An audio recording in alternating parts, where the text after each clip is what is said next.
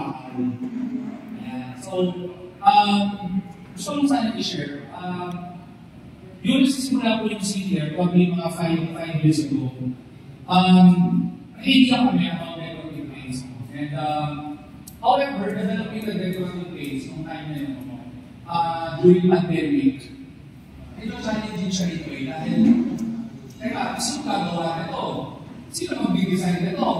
So, maganda yung concept, maganda yung product, pero sino papalo? Sino mag-conceptualize? Kaya medyo, hindi namin matuloy-tuloy. So, after 6 months again, biglang nilinaw ulit, bakit tayo natin tuloy? Kasi maganda. Ang tanong namin, sino gagawa? Sino gagawa? Kasi, alam namin, ang kaya lang gumawa nito is yung mga artists. No? So, hindi namin ulit kasi the reason why we do business here is, would you believe that, would you agree, that the purpose of doing business is helping others?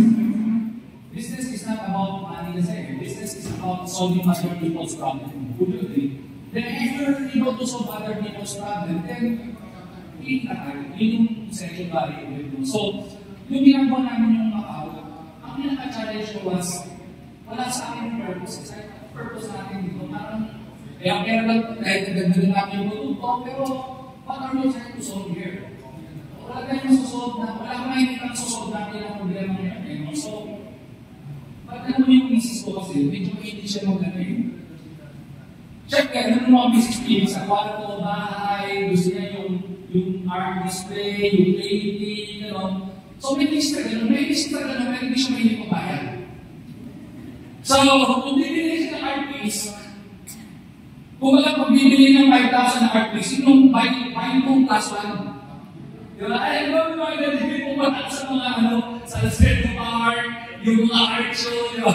So, doon yung bibili ako pumunta sa SM, yung maraming art doon, tapos bibili ka yung mga mura. So, ang ganito ko, pinakita akong art sa Facebook page. Hindi ko siya masyado pinapansin, pero tinulungan ko na siya maganda ng art. And then, nakita ko doon, may mga nagbebenta ng art pieces. Anong maawa ka na? Dahil nakita mo, isang art piece nagbebenta 1,000 pesos. 1,000 pesos. Mga iba 500 pesos. Ito 500 pesos, 1,000 pesos. Tapos binibig, no? Start bidding ng 500, start bidding ng 1,000. So, medyo nagulat ako. Sabi ko, follow naman yung artist natin. Parang wala sila masyadong opportunity. No? And then, what struck me most was, meron akong natanggap ng gift dahil sa isang church namin. So, ang ganda ng painting na, yung mukha ko na nakatingin, tapos nakamakang pa sa brando na shirt, and then nakatingin ako sa horizon. Sabi, galing. So, gusto ko meet yung artist. So, hindi na pakilala sa akin yung artist, but kahit nag-text siya sa akin, nag-message siya. So, pag-message siya sa akin, sabi na, hi Sir Derek, you might not know me, but ako po yung gumawa ng painting po ninyo.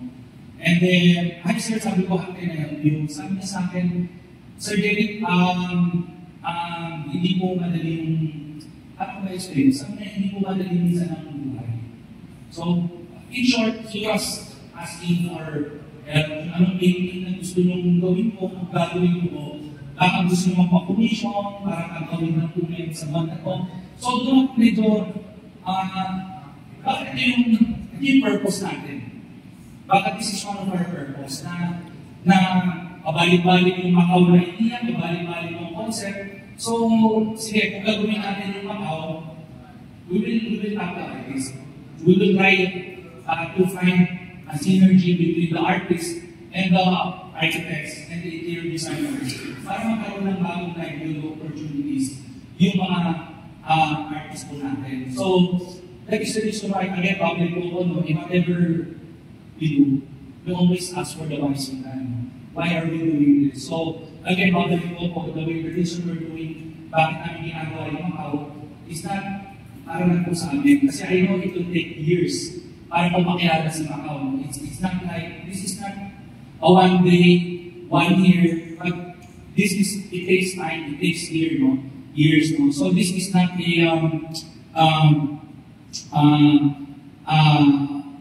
year activity na pwede natin maramdaman yung effect mo.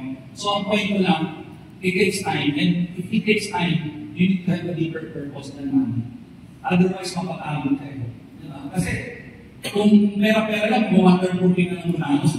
No? So, but then again, at the end of the year, you ask yourself, what's your legacy? Diba? So, it's more than, nobody, wala nang makakaalala sa'yo, ano mayaman ka, tapos ng buhay mo. Pero ang maalala naman sa'yo kung ano yung iniwan ko sa industry. And how many friends you make, I think that's the bottom line naman. So, that's why gusto namin i-share that Macau was born because of these stories. It's not because tinayo namin dahil gusto namin makabenta o dahil tinayo namin dahil gusto namin kumita ng pera, because hindi naman po madali kumita ng pera lalo na for Macau. So because you're trying to create a new story, telling the market to make an opportunity. But once the purpose becomes deeper and meaningful, like you're able to have an industry, the artist, then it gives you energy to do that. Okay? So, that is why nakaliit po namin yung Macau, and at the same time, we created together with Sir Alfon, we launched the Senior National Art Competition. It was a very bright idea of Sir Alfon giving us this suggestion. And kung napakagandang idea para makilala namin ng Macau, makatulong as artists.